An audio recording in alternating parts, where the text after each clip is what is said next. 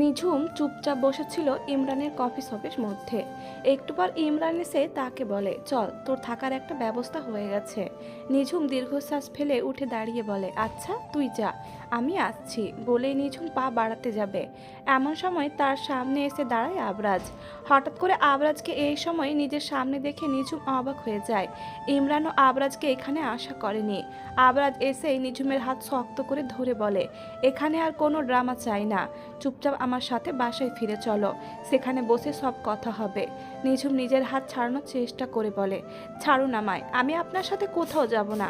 আবরাজ নিঝুমের হাত আরো শক্ত করে ধরে বলে, আমি বলছি তো, আমি চাই না কোনো সিন ক্রিয়েট করতে, আশা করি তুমি আমার কথাটা বুঝবে।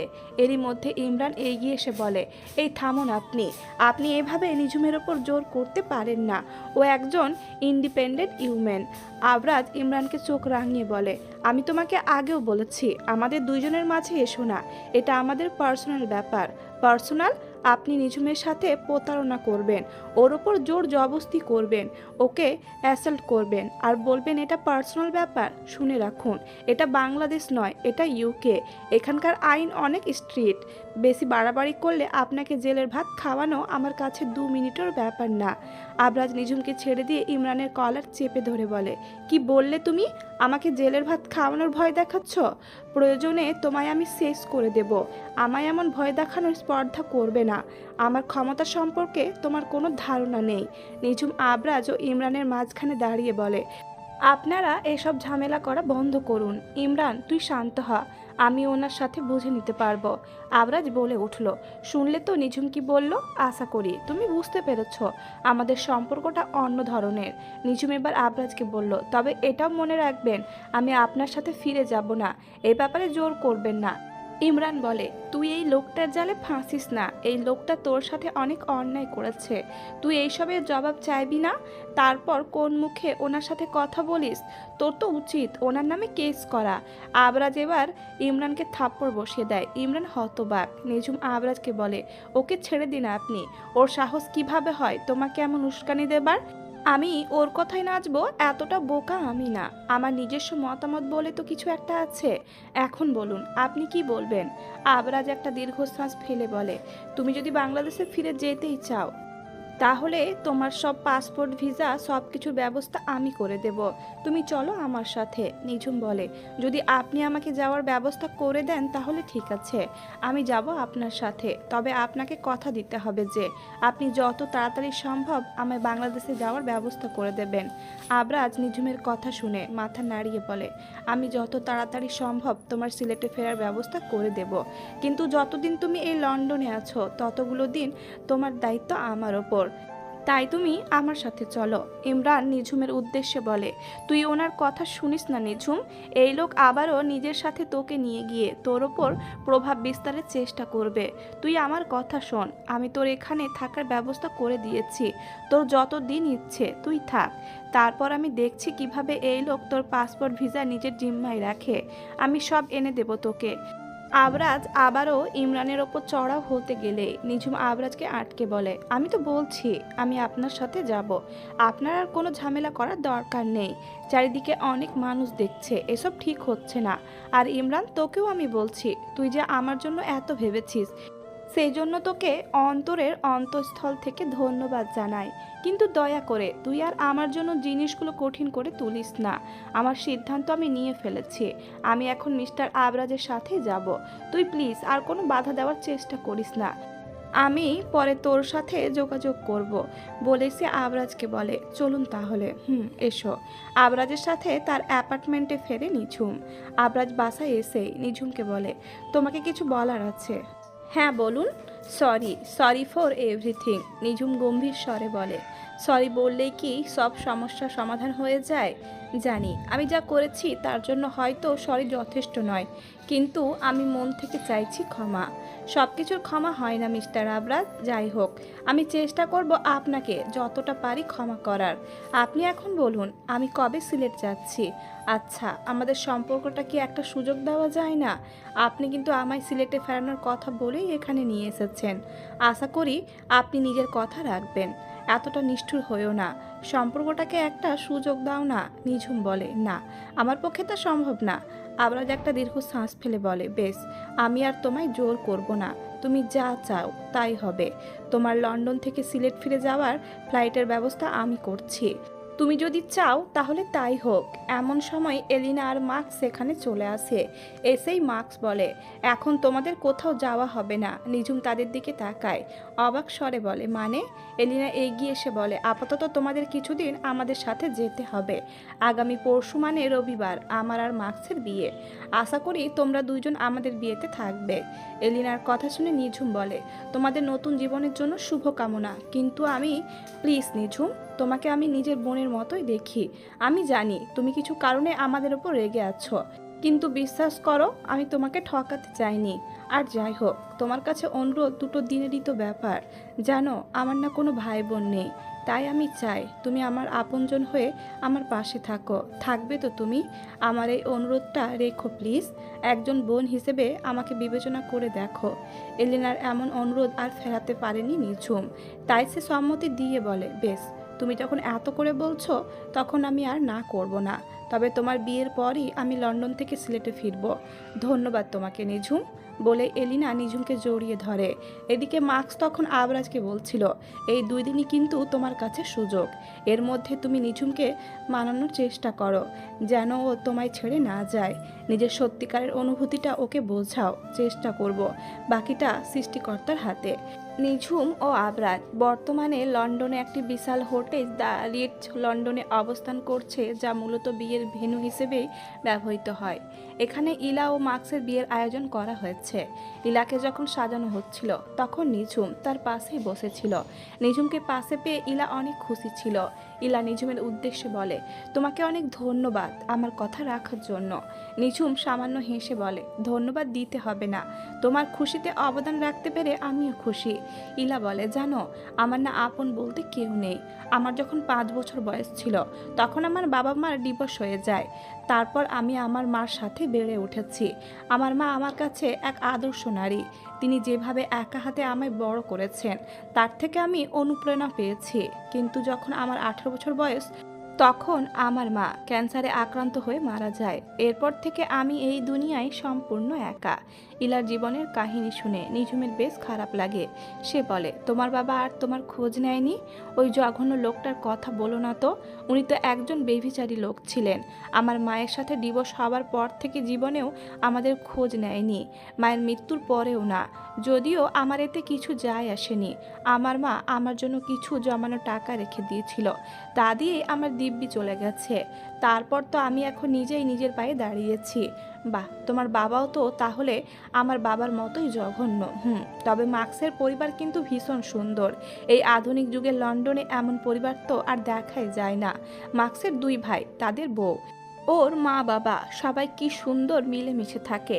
এমন একটা পরিবার পেয়ে আমি সত্যিই ভীষণ লাকি। ঠিক বলেছো তুমি। আচ্ছা, তোমাকে আর মার্কসকে তো আমি সবসময় বন্ধুই ভাবতাম। তোমাদের মাঝে যে এমন কিছু চলছিল সেটা তো বুঝিনি। ইলা সামান্য হেসে বলে, আমরা নিজেও এতগুলো দিন আমাদের সম্পর্কটা বুঝতে পারিনি। তবে কিছুদিন আগে হঠাৎ করেই মার্কস আমাকে জানায় ওর নাকি আমার প্রতি অদ্ভুত অনুভূতি হচ্ছে। যদিও ও এটা বলার সময় ড্রাঙ্ক ছিল, তাই আমি ওর কথাকে খুব একটা পাত্তা দিই না। কিন্তু পরের দিন আবারও আমাকে একই কথা বলে। আমি তো তখন মার্কসকে বলেছিলাম ওকে বন্ধুর থেকে বেশি কিছু ভাবি না। কিন্তু মার্কস তো ছেড়ে দেওয়ার পাত্র না। ও তো আমার পেছনেই পড়ে যায়। আর আমার মনও আগে থেকে মার্কসের জন্য কিছুটা হলেও দুর্বল ছিল। কিন্তু ওকে শুধু নিজের বন্ধুর নজরে দেখার জন্য আমি ব্যাপারটা বুঝতে পারিনি। কিন্তু যখন ও আমায় বলল ভালোবাসার কথা আর বারবার এভাবে আমাকে মানানোর চেষ্টা করলো, তখন আমি আমার এই অনুভূতি আর বেশি দিন চেপে রাখতে পারি না। ওকে বলে দিই যে ওকে আমি ভালোবাসি। এরপর ও হঠাৎ বিয়ে করার কথা বলে। আমি তো এত তাড়াতাড়ি বিয়ে করতেই চাইনি, কিন্তু শেষ অবধি ওর জেদের কাছে হার মেনেই নিলাম। আসলে মার্কস আসলে অনেক ভালো মনের ছেলে। ওকে স্বামী হিসেবে পাওয়া সত্যি ভাগ্যের ব্যাপার। ইলার কথায় নিঝুম হেসে বলে, তোমাদের ভবিষ্যৎ জীবন সুখের হোক, এই কামনাই করি। ইলা এবার নিঝুমের কানের কাছে এসে বলল, তোমায় কিছু বলবো যদি কিছু মনে না করো? বলো। আবরাজকে তুমি চাইলে একটা সুযোগ দিয়ে দেখতে পারো। ও কিন্তু সত্যি সত্যি তোমায় ভালোবেসে ফেলেছে। আমি, মার্কস ও আবরাজ স্কুল জীবন থেকে একে অপরের অনেক ভালো বন্ধু। আমরা একে অপরের পালস বুঝতে পারি। বিশ্বাস করো, আবরাজের চোখে এর আগে অন্য কারোর জন্য এমন অনুভূতি আমরা দেখিনি যেমনটা তোমার জন্য দেখেছি। লন্ডনে বেড়ে উঠলেও আবরাজ ছিল সবার থেকে আলাদা। ও কখনো কোনো মেয়ের সাথে কোনো রিলেশনে যায়নি। ও সবসময় চেয়েছে বিয়ের পরই তোমাদের ধর্মমতে হালালভাবে কাউকে ভালোবাসবে। এই জন্য ওর চারিত্রিক বিশুদ্ধতার গ্যারান্টি আমি তোমাকে দিতে পারি। আবরাজের সম্পর্কে এসব কথা শুনে নিজের অন্যরকম অনুভূতি হচ্ছিল, যদিও বা তবুও সে বলে, আমি এই ব্যাপারে কথা বলতে বা শুনতে চাই না ইলা। আমি এই ব্যাপারে যা সিদ্ধান্ত নেবার নিয়ে নিয়েছি। মিস্টার আবরাজের সাথে সংসার করা আমার পক্ষে সম্ভব নয়। একটু ভেবে দেখতে পারো। যদি নো প্লিজ এই নিয়ে আর কিছু বলো না। বেশ রাগী কণ্ঠে বলে নিঝুম। ইলা একটা দীর্ঘ শ্বাস ফেলে বলে, বেশ, তুমি যদি অস্বস্তি বোধ করো তাহলে আমি আর এই নিয়ে কথা তুলবো না। নিঝুম ইলাকে নিয়ে এবার বাইরে আসে। ইলার সাজ কমপ্লিট। বাইরে বিয়ের প্রস্তুতি করা হয়েছে। ইলা একটা লম্বা গাউন পরেছে নিজের বিয়ে উপলক্ষে। অন্যদিকে মাক্সও সাদা ফর্মাল শার্টের ওপর কালো কোট ও টাই পরেছে, যেমনটা লন্ডনে বিয়ের সময় পরা হয়। তবে তাদের বিয়ের একটি বিশেষ রীতি, মেয়ের বাবা মেয়েকে লাল কার্পেটের ওপর দিয়ে হাঁটিয়ে ছেলের কাছে নিয়ে যায়। যেহেতু ইলার বাবা নেই তাই সে নিঝুমকে বলে, আজ না হয় নিয়মের একটু ব্যতয় ঘটুক, তুমি না হয় আমাকে মাক্সের কাছে নিয়ে চলো। নিঝুম আপত্তি করে না। ইলার হাত ধরে তাকে মাক্সের কাছে নিয়ে যায়। এতপর মাক্স ও ইলা বিয়ের শপথ বাক্য পাঠ করে সবশেষে রেজিস্ট্রি পেপারে সাইন করার মাধ্যমে তাদের বিয়ে সম্পূর্ণ করে। এরপর সবাই আনন্দে মেতে ওঠে। আবরাজ মাক্সকে আলিঙ্গন করে বলে, শুভ কামনা বন্ধু, তোমার ভবিষ্যৎ জীবন সুখের হোক। তোমরাও। এটা শুনে আবরাজ মলিন হাসে। মাক্স বলে, আমি তো আমার ভালোবাসার মানুষটার মন জয় করে তাকে নিজের করে নিলাম। এবার তোর পালা। তুই এবার গিয়ে তোর বউয়ের মান ভাঙা, তাকে নিজের করে রাখার চেষ্টা কর। তাই করব, বেস্ট অফ লাক বলেই মাক্স ইলার কাছে চলে যায়। দুইজনে মিলে কিছু সুন্দর মুহূর্ত কাটায়। এদিকে নিঝুম এক কোণে দাঁড়িয়েছিল। আবরাজ তার কাছে আসে। আবরাজকে দেখে নিঝুম কিছুটা অবাক হয়। আবরাজ বলে, তাহলে এখন যাওয়া যাক। জি চলুন। দুইজনে বাইরে এসে গাড়িতে বসে পড়ে। আবরাজ গাড়ি ড্রাইভ করতে করতে নিঝুমকে বলে, তুমি কি আমাকে আর একটা সুযোগ দেবে না? কালকে আমার সিলেটে ফেরার জন্য ফ্লাইট বুক করে দিন। নিঝুম, আমি নিজের সিদ্ধান্ত বদলাবো না। এই নিয়ে আমায় জোর করে লাভ নেই। আবরাজ একটা দীর্ঘশ্বাস ফেলে বলে, আমায় ক্ষমা করলে কি খুব ক্ষতি হয়ে যাবে? সব কিছুর ক্ষমা হয় না মিস্টার আবরাজ। আমি চাইলেও আপনাকে ক্ষমা করতে পারবো না। কিন্তু প্লিজ, আমি নিজের সিদ্ধান্ত জানিয়ে ফেলছি। আমাকে আর কিছু বলবেন না। আমি বিব্রত বোধ করছি। বেশ, তোমার জেদি যদি তোমার কাছে বেশি হয় তবে তাই হোক। তুমি ফিরে যাও সিলেট। আমি আর তোমাকে বাধা দেব না। তুমি যেভাবে চাও সেভাবেই তোমার জীবন কাটাও। আর 3 মাস পর তো আমাদের বিয়ের 6 মাস পূর্ণ হবে। তারপর আমি তোমায় ডিভোর্স পেপারও পাঠিয়ে দেব। ধন্যবাদ। নিঝুম ঘরে বসে নিজের সব জিনিসপত্র গুছিয়ে নিচ্ছে। আজ রাতেই তার লন্ডন থেকে সিলেটে ফেরার ফ্লাইট। তাই দেশে ফেরার জন্য শেষ প্রস্তুতি নিচ্ছে। নিঝুম আয়নার সামনে দাঁড়িয়ে নিজের পোশাক ঠিক করছিল। এমন সময় তার দরজায় কেউ নক করে। নিঝুম দরজা খুলতেই দেখতে পায় আবরাজ দাঁড়িয়ে আছে। আবরাজ এগিয়ে এসে নিঝুমকে বলে, তুমি তৈরি হয়ে নিয়েছো? ধন্যবাদ আজ আমার কথাটা রাখার জন্য, আজকের দিনটা আমার সাথে কাটানোর জন্য। চলো তোমাকে লন্ডন শহরটা ঘুরে নিয়ে আসি। নিঝুম মূলত আজ আবরাজের অনুরোধেই সেজে উঠেছে, কারণ আবরাজ তাকে শেষ একটা অনুরোধ করেছিল তাকে নিয়ে লন্ডন শহর ঘুরে দেখার। নিঝুম বাইরে আসে। আবরাজ নিজের গাড়ি বের করতেই নিঝুম সেই গাড়িতে উঠে বসে। গাড়িতে উঠে বসে সে বলতে থাকে, কোথায় যাব আমরা? চলো আজ লং ড্রাইভে তোমায় গোটা লন্ডন শহরটা ঘুরিয়ে নিয়ে আসি। নিঝুম ও আবরাজ দুজনে গাড়িতে করে বসে যেতে থাকে। আবরাজ নিঝুমকে গাড়িতে করে অনেক দূরে নিয়ে যায়। যেতে যেতে বলে, আজ আমার একটা বাংলা গান ভীষণ মনে হচ্ছে। কোন গান? এই পথ যদি না শেষ হয় তবে কেমন হতো তুমি বলো তো। নিঝুম কিছু বলার মতো খুঁজে পায় না। আবরাজ নিঝুমকে বলে, তবে আমাদের পথ চলা বুঝি আজকে এখানেই শেষ হবে, তাই না? হয়তো। নিঝুম কথাটা বলে মাথা নিচু করে নেয়। আবরাজ নিঝুমকে বলে, শুরুর দিকে তোমার এই জেদটাই আমার ভালো লাগতো না, তবে তোমার এই জেদটা আমি বুঝতে পেরেছি। তুমি এটাই চাও তো, যাতে করে নিজের মতো করে নিজের জীবন কাটাতে পারো।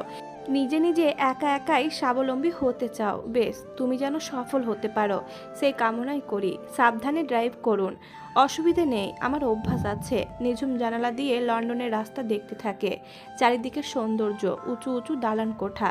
আবরাজ নিঝুমকে বলে, জানো, এই লন্ডনে আমার অনেক স্মৃতি জড়িয়ে।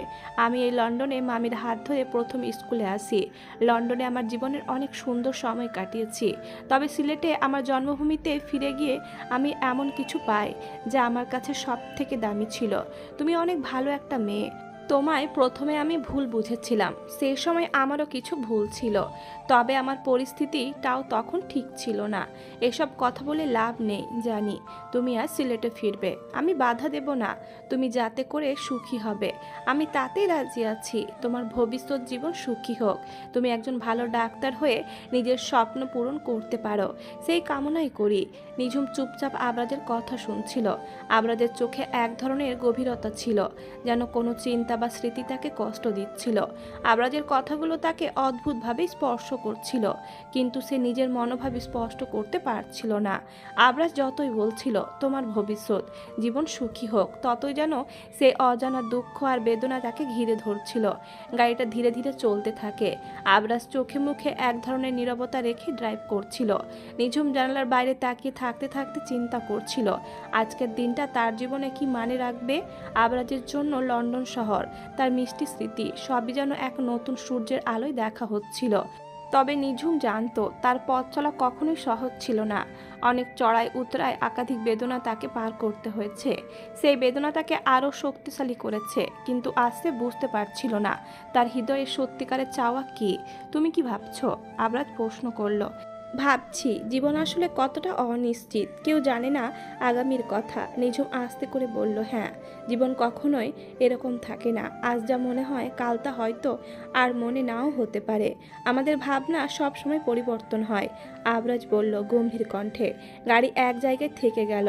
আবরাজ পেছন ফিরে দেখলো আমরা কোথায় এসে দাঁড়ালাম। নিঝুম জানালা দিয়ে বাইরে তাকালো। তাদের গাড়ি একটা পার্কের কাছে দাঁড়িয়েছিল, যেখানে অনেক পরিবার তরুণ তরুণী ঘুরছিল। চারিদিকে সবুজ ঘাস, ফুলের গন্ধ, আর দূরে দেখা যাচ্ছিল লন্ডনের উজ্জ্বল আলোকমালা। নিঝুম কিছুক্ষণ চুপ করে রইল, এরপর বলল, এই জায়গাটা খুব ভালো। হ্যাঁ, এটা আমার খুব প্রিয় জায়গা। এখানে আসলে মনটা কিছুটা শান্ত লাগে। তারা দুজনের পার্কের মধ্যে হাঁটতে শুরু করলো। নিঝুম আর আবরাজ একসঙ্গে চলতে থাকলো। তবে তাদের মাঝে কোনো কথোপকথন ছিল না। শুধু নিঝুমের মনে হচ্ছিল পৃথিবীটা বড়, কিন্তু তার ভেতর কিছু নিঃসঙ্গতা, কিছু কষ্ট জমে থাকতো। এমন সময় হঠাৎ করে নিঝুমের ফোন বেজে ওঠে। নিঝুম দেখে ইমরান ফোন দিয়েছে। নিঝুম এটা দেখে আবরাজের দিকে তাকায়। আবরাজ বলে, ফোনটা রিসিভ করো। নিঝুম ফোনটা রিসিভ করতে ইমরান বলে, কি রে নিঝুম, কোথায় তুই? আমি তো একটু বাইরে এসেছি। কেন? তুই নাকি আজ রাতে সিলেটে ফিরবি? তেমনই কথা আছে। ও, তাহলে যাওয়ার আগে একবার অন্তত আমার সাথে দেখা করে যা। তোর সাথে অনেক কথা বলার আছে আমার। কি কথা? তুই আমার কফি শপে আয়, তারপর বলছি। বেশ, বলেই নিঝুম ফোনটা রেখে দেয়। আবরাজ নিঝুমকে জিজ্ঞেস করে, কে ফোন দিয়েছিল? ইমরান। কি বলল? ও আমার সাথে দেখা করতে চাইছে। বেশ, চলো, আমি তাহলে তোমাকে পৌঁছে দিচ্ছি। আপনার কোনো আপত্তি নেই? আপত্তি করার জন্য তো অধিকার থাকা লাগে। আমার কি তোমার ওপর কোনো অধিকার আছে? আবরাজের এই কথা যেন নিঝুমের বুকে তীরের মতো বিদ্ধ করে। তারা দুজন আবার গাড়িতে উঠে বসে। আবরাজ নিঝুমকে নিয়ে গিয়ে ইমরানের কফি শপের সামনে নামিয়ে দেয়। নিঝুম কফি শপে ঢুকে দেখতে পায় ইমরান অস্থিরভাবে পায়চারি করছিল। নিঝুমকে দেখে সে বলে, তুই এসেছিস? এখন বল তো কি হয়েছে? হঠাৎ এভাবে আমায় ডাকলি কেন? তুই ভেতরে চল, এখানে সবার সামনে বলা যাবে না। ভেতরের যে রুমটা আছে ওখানে বসে কথা বলি। আচ্ছা। ইমরানের কথা মতো নিঝুম তার সাথে যেতেই নিঝুমকে ইমরান বলে, তুই ওই আবরাজকে ডিভোর্স কবে দিবি? মানে দেখ, আমি আর এত কথা ঘোরাতে চাই না, তাই স্পষ্ট করে বলি, আমি তোকে শুধু বন্ধুর নজরে দেখি না, তার থেকে আরও বেশি কিছু নজরে দেখি। আমি তোকে ভালোবাসি নিঝুম। ইমরান, এসব কি বলছিস তুই? ঠিকই বলছি, সেই ছোটবেলা থেকে আমি তোকে ভালোবাসি। তুই ওই আবরাজকে ডিভোর্স দিয়ে আমার হয়ে যা, এটা আমি তোর থেকে আশা করিনি। ও কামন, শোন, হয়তোবা এখনও তোদের বিয়ে 6 মাস হয়নি, তাই ডিভোর্স দেওয়া হচ্ছে না, কিন্তু কোনো অসুবিধা নেই। তুই একটা কাজ কর, আজ সিলেটে না ফিরে আমার এখানে চলে আয়। লন্ডনে রুলস আছে, বিয়ে ছাড়াই আমরা একসাথে লিভ ইন রিলেশনে থাকতে পারবো। নিঝুম ভীষণ রেগে ইমরানকে থাপ্পড় বসিয়ে দেয়। রাগী কণ্ঠে বলে, তুই এত জঘন্য আমি ভাবতেই পারিনি। ভালো চাইলে সরে যা আমার সামনে থেকে। ইমরান নিঝুমকে নিজের কাছে টেনে নিয়ে জোর করে তার ঘনিষ্ঠ হবার চেষ্টা করে বলে, ওই আবরাজ যখন জোর করেছিল তখন তো ভালো লেগেছিল, তাহলে এখন কেন খারাপ লাগছে? এর আগে তোকে ঘুমের ওষুধ খেয়ে নিজের করতে পারিনি, ওই আবরাজের জন্য কিন্তু আজ তোকে আমার হওয়ার থেকে কেউ বাঁচাতে পারবে না। ইমরান ছাড় আমায়। এমন সময় আবরাজ এসে বলে, কি হচ্ছে এখানে? আবরাজকে দেখা মাত্রই ইমরান নিঝুমের থেকে দূরে সরে গিয়ে বলে, আরে ব্রো আপনি? তেমন কিছু না, আমি আর নিঝুম তো একটু ফ্রেন্ডলি আলাপ করছিলাম, তাই না নিঝুম? নিঝুম ঘেনা ভরা দৃষ্টি নিয়ে ইমরানের দিকে তাকায়, কিন্তু আবরাজের সামনে কিছু বলতেও পারে না লজ্জার খাতিরে। এদিকে আবরাজ ধীরে ধীরে এগিয়ে এসে বলে, ফ্রেন্ডলি আলাপ? এক বিবাহিত নারীর শরীরে হাত দিয়ে তাকে জড়িয়ে ধরে তুমি ফ্রেন্ডলি আলাপ করছিলে? ইমরান আমতামতা করে বলে, আপনি ভুল ভাবছেন নিঝুম, তুই কিছু বলছিস না কেন বল? আবরাজ বুড়ো তো ভুল বুঝছে। আবরাজ এগিয়ে এসে ইমরানের শার্টের কলার ধরে বলে, ভুল আমি কখনোই বুঝিনি, তোকে বরাবরই আমি ঠিকই বুঝেছি, তবে এতদিন অন্য একজনকে ঠিক ভেবেছিলাম, যা ছিল আমার জীবনের সব থেকে বড় ভুল। নিঝুমের দিকে তাকিয়ে কথাটা বলে আবরাজ। নিঝুম অবাক চোখে তাকায়। ইমরান এটা বুঝতে পেরে উল্টো চাল দিয়ে বলে, ওকে ব্রো, তুমি যখন বুঝেই গেছো সবটা, তখন আর নাটক করে লাভ নেই। আমি আর নিঝুম একে অপরকে ভালোবাসি, সেই স্কুল লাইফ থেকে, ক্লাস 7-এ পড়াকালীন সময় থেকেই আমাদের মধ্যে রিলেশন ছিল। তারপর তো আমাকে পরিবারের সাথে ইউকেতে চলে আসতে হয়, তাই আমাদের সম্পর্কে একটা ফাটল তৈরি হয়। কিন্তু এখানে এসে এত বছর পর একে অপরকে দেখে আমাদের সেই পুরাতন ভালোবাসা মাথাচাড়া দিয়ে ওঠে। আর তাই তো নিঝুম চায় আপনাকে ডিভোর্স দিয়ে আমার কাছে চলে আসতে। নিঝুম ইমরানের এই নির্লজ্জ মিথ্যাচার শুনে হতবাক হয়ে যায়, প্রতিবাদ করে বলে, এসব তুই কি যা তা বলছিস ইমরান? তুই তো খুব ভালো করেই জানিস তোকে আমি কখনোই বন্ধুর থেকে বেশি দেখিনি, তোকে আমি বন্ধু হিসেবে বিশ্বাস করে এখানে এসেছিলাম, কিন্তু তুই আমাদের বন্ধুত্বকে কলঙ্কিত করে আমার সাথে জোর জবরদস্তি করে আর এখন আমার নামে এসব মিথ্যা বলছিস। তোর মনে কি আল্লাহর প্রতি একটুও ভয় নেই? এভাবে মিথ্যাচার করতে বাঁধছে না তোর? আবরাজ হাততালি দিতে থাকে। নিঝুম অবাক চোখে দেখে। আবরাজ হাততালি দিতে দিতে নিঝুমের সামনে এসে বলে, বাহ কি সুন্দর অভিনয়! এত সুন্দর অভিনয় কিভাবে শিখলে তুমি নিঝুম? আপনি ভুল ভাবছেন। ভুল কিছু আমি ভাবছি না, আমি যা ঠিক তাই ভাবছি। প্রথমে আমি তোমাকে ঠিক ভেবেছিলাম তুমি আসলে একটা লোভী প্রতারক মেয়ে, তারপর আমি ভাবলাম তুমি একটা ভালো মেয়ে, আর আমার সেই ভাবনাটাই ভুল ছিল। নিঝুম বলার মতো কিছু খুঁজে পায় না। আবরাজ পুরোপুরি তাকে ভুল ভাবছে। আবরাজ একটু থেমে বলে, আমার যা সিদ্ধান্ত নেবার তা আমি নিয়ে ফেলেছি। তুমি আমাকে ডিভোর্স দিয়ে এই ইমরানকে বিয়ে করতে চাও তো বেশ ভালো কথা, আমি নিজে দাঁড়িয়ে থেকে তোমাদের দুইজনের বিয়ে দেব। শুধু তাই নয়, ডিভোর্সের পর তোমার খোরপোশের জন্য যদি টাকা লাগে সেটার জন্য বলতে পারো, আমি তাতেও রাজি আছি। এটাই তো চেয়েছিলে তোমরা, যাও আমি তোমাদেরই খুশি করে দিলাম। নিঝুমের চোখে অশ্রু চলে আসে। সে কাঁদতে কাঁদতে বলে, আমি এসব কিছুই চাই না, না তো আমি ইমরানকে বিয়ে করতে চাই, আর না তো আমি আপনার থেকে কোনো টাকা চাই। আমি শুধু আত্মনির্ভরশীল হতে চাই, একজন ডাক্তার হয়ে নিজের স্বপ্ন পূরণ করতে চাই, ব্যাস। আবরাজ তাচ্ছিল্য হেসে বলে, এখানে এই বদ্ধ রুমে কি সেই ডাক্তারি হওয়ার ট্রেনিং নিতে এসেছিলে নিজের বন্ধুর কাছে? নিঝুম বুঝতে পারে আবরাজ কোন দিকে ইঙ্গিত করছে। সে চরম ঘৃণা নিয়ে বলে, মিস্টার আবরাজ, একদম চোখ রাঙাবে না, দূর হয়ে যাও আমার সামনে থেকে। এই নাও তোমার পাসপোর্ট, ভিসা, প্লেনের টিকিট, সব এখানে, এসব নাও আর দূর হও। 2 মাস পর তোমার কাছে ডিভোর্স লেটার্স পাঠিয়ে দেব। বলেই নিঝুমের মুখের ওপর সব ডকুমেন্টস ছিটিয়ে দিয়ে চলে যায় আবরাজ। নিঝুম সেই সব ডকুমেন্টস তুলে নেয়। এতপর ইমরানের দিকে তাকিয়ে বলে, আজ শুধুমাত্র তোর জন্য উনি আমার চরিত্রের দিকে আঙুল তোলার সাহস পেলেন, তোকে আমি কখনো ক্ষমা করব না, কখনোই না। বলেই নিঝুম ইমরানের কফি শপ থেকে বেরিয়ে আসে। এতপর উদ্ভ্রান্তের মতো হাঁটতে থাকে লন্ডনের রাস্তা দিয়ে। আবরাজ বাসায় এসে নিজের রুমে ঢুকে একের পর এক জিনিসপত্র ভাঙচুর করতে থাকে। রাগে তার মাথা ফেটে যাচ্ছে। দীর্ঘ সময় ধরে রুমে এভাবে তাণ্ডব চালানোর পর আবরাজ একটু শান্ত হয়ে বিছানায় শুয়ে পড়ে। তারপর ঠান্ডা মাথায় ভাবে, আমি কি নিঝুমকে সত্যিই ভুল বুঝলাম? কিন্তু যা দেখলাম সব তো ওর বিরুদ্ধে। এদিকে নিঝুম চলে এসেছে এয়ারপোর্টের সামনে। তার ফ্লাইটের সময় প্রায় হয়ে এসেছে। আপাতত সে ইমিগ্রেশন বিভাগের সামনে দাঁড়িয়ে আছে। এয়ারপোর্টের ভেতরে যাবার আগেই শেষবারের মতো লন্ডন শহরের দিকে তাকিয়ে মলিন হাসে নিঝুম। এতপর বলে, এই শহর আমার দুঃখময় জীবনে সুখ আনতে পারেনি, বরং আরও বেশি দুঃখে নিমজ্জিত করেছে। এই শহরে আমি কোনো আশা নিয়ে পা রাখিনি, কিন্তু এতটা অপমান নিয়ে ফিরতে হবে সেটাও ভাবিনি। ভালো থেকো লন্ডন শহর, বলেই সে সামনের দিকে পা বাড়ায়। আর একটি বারও পেছন ফিরে তাকায় না। কয়েকদিন পর আবরাজ আজ আবারও একটি বারে এসেছে। এখানে এসে ক্রমান্বয়ে মদ্যপান করে চলেছে। মার্কস ঠিক তার পাশেই বসে। আবরাজকে এই অবস্থায় দেখে সে বলে, ভাই এবার থামো, আর কত খাবে? এবার তো শরীর খারাপ করবে, অনেক রাতও হয়ে গেছে, চলো ফিরে চলি। আবরাজ তাচ্ছিল্য হেসে বলে, তোমার ঘরে তো বউ আছে, এই জন্য ফিরতে চলেছ। বাসায় ফিরে বউয়ের সাথে সময় কাটাবে, কিন্তু আমার কি হবে? আমার জন্য তো কেউ নেই আমার অ্যাপার্টমেন্টে। সেখানে গেলেই যে একাকিত্ব ঘিরে ধরবে আমায়। মাস একটা দীর্ঘশ্বাস ফেলে। নিজের এই বন্ধুটার কষ্ট সে বুঝতে পারছে। আবরাজ যে নিজের অজান্তে ভীষণ ভালোবেসে ফেলেছে নিঝুমকে। নিজের ইগো পাশে ঠেলে কতই না অনুরোধ করলো নিঝুমকে তার সাথে থাকার জন্য, অথচ মেয়েটা তার কষ্ট বুঝলো না।